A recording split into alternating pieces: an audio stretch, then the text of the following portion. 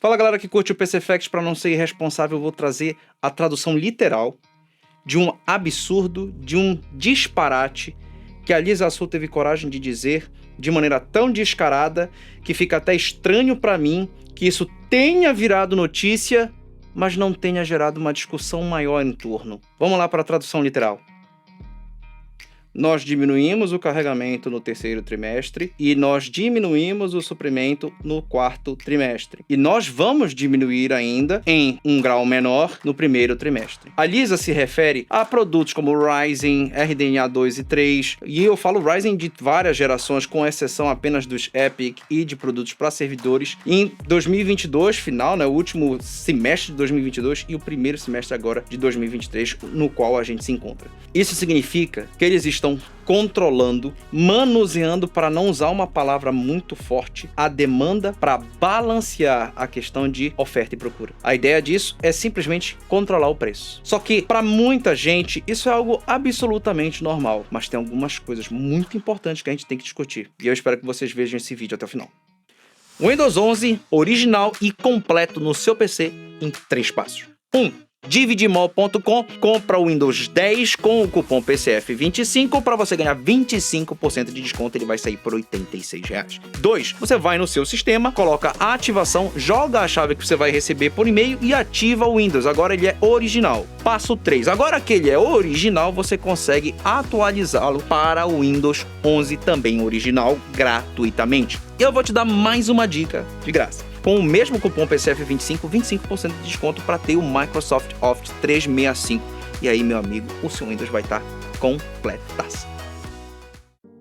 Eu entendo que existe a possibilidade de uma fabricante, qualquer que seja, de decidir o quanto ela deve produzir para entregar para uma demanda que exista no mercado. Ela, obviamente, não é obrigada a produzir uma escala tão grande ao ponto que ela, sabendo disso, vá ter uma sobra de produtos no mercado. Isso é prejudicial. Isso eu entendo completamente do ponto de vista empresarial. Entretanto, como tem sido feito tanto pela Lisa Su quanto pelo CFO da NVIDIA, que também falou algo semelhante em uma outra entrevista, isso é uma prática que nos remete a alguns detalhes interessantes de o quão importante alguns agentes do mercado são para eles. Eu dividiria o mercado em basicamente 4 tipos de agentes. Isso vai virar um pouco técnico, um pouco chato, mas eu espero que você compreenda que isso é importante para o ponto final do vídeo. O primeiro agente do mercado é o fabricante. É ele quem determina o quanto vai se fabricar, é ele que determina o preço de cada coisa que vai ser produzida, é ele que determina como que aquilo vai se comportar no mercado, que segmento que ele vai atender.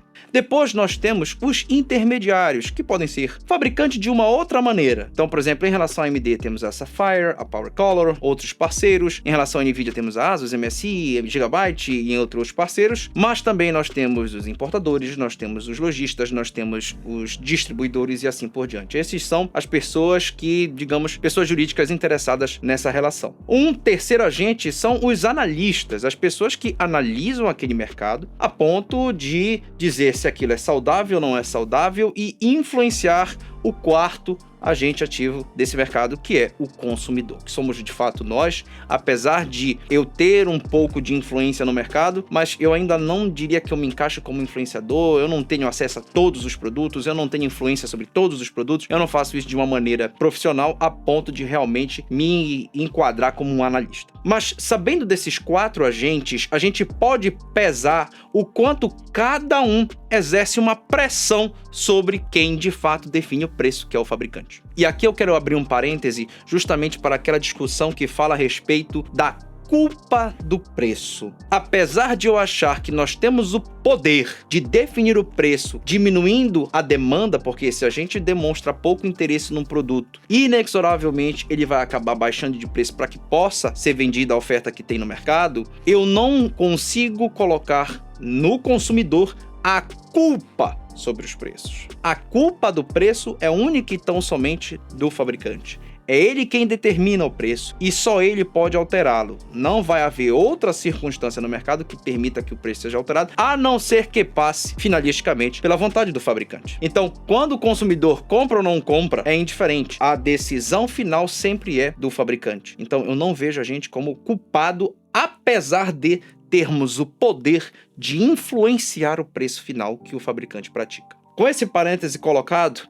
vamos ao quão cada um exerce uma pressão na fabricante e o quanto que essa fala da Lisa Su de fato demonstra que cada um desses agentes que está presente no mercado pode influenciar ou tem importância para a AMD e, consequentemente, também para a NVIDIA, que falou algo muito semelhante. Quando a AMD corta a fabricação, diminui a fabricação, ela está protegendo, inevitavelmente, os seus fornecedores, os lojistas, os importadores e fabricantes terceiras, como Sapphire, PowerColor, porque ela está mantendo os preços que foram combinados e, consequentemente, não fazendo essa variação no mercado prejudicar todas essas empresas envolvidas. Isso também não necessariamente vai afetar os analistas, porque os analistas fazem parte de uma situação que o aumento do preço ou diminuição do preço não necessariamente ou proporcionalmente vai afetá-los diretamente. Isso vai afetar, evidentemente, o público ao qual ele atende, mas não vai ser algo que vai fazer o analista mudar de opinião única e tão somente por causa de política de preço. Então, para o analista, se ele está recebendo produto, se ele está recebendo samples de review gratuitamente, isso não vai mudar nada. O que iria mudar é caso ele tenha que gastar dinheiro para comprar esses produtos,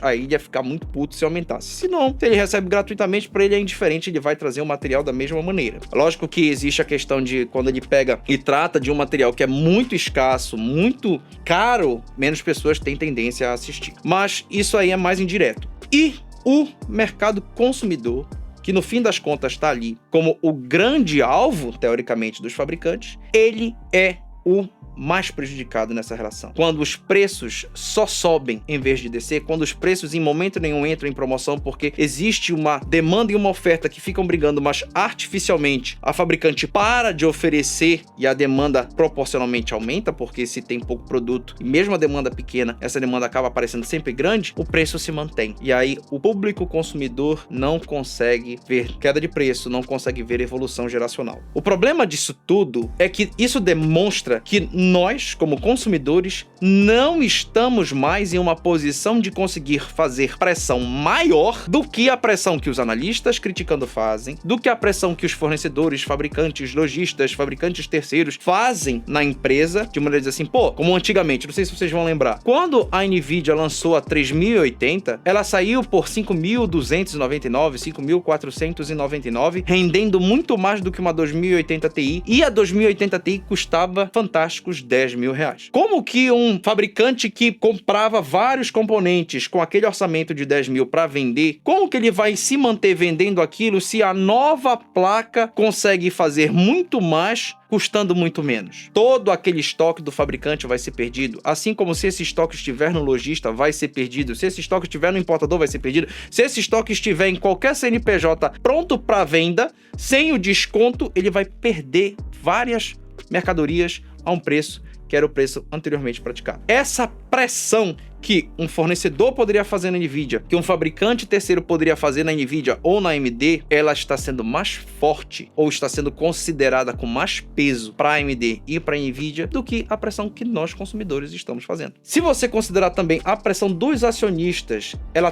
também é basicamente a pressão maior de todas. Isso aí ficou mais do que evidente, porque era justamente em um encontro com acionistas que ela falou isso abertamente. E aí fica muito claro que das duas coisas uma, ou nós, como consumidores, estamos nos portando como pessoas absolutamente manuseáveis e controláveis, ao ponto de assim, não importa o preço que eu ponho, vocês vão comprar, ou existe um marketing ativo em várias esferas, seja no marketing comercial mesmo, seja propaganda, seja através de outros tipos de marketing camuflados, né? Reviews comprados que eu digo assim diretamente, né? Reviews comprados, a forma como a mídia lida com algumas situações. Teve site que até apagou essa postagem, né? Alguns outros não apagaram. Então, esse tipo de coisa fica um pouco nebulosa, fica parecendo até que os caras estão conseguindo controlar a mídia de uma certa forma, conseguindo controlar não só acionistas, fabricantes, fornecedores, como a mídia analista também. E aí o mercado consumidor fica na mão. Fica simplesmente dependendo de qualquer mídia que ele possa consumir para tentar entender o que realmente vale ou não a pena. E aí, pessoal, a única forma realmente que a gente tem de dizer o que a gente quer como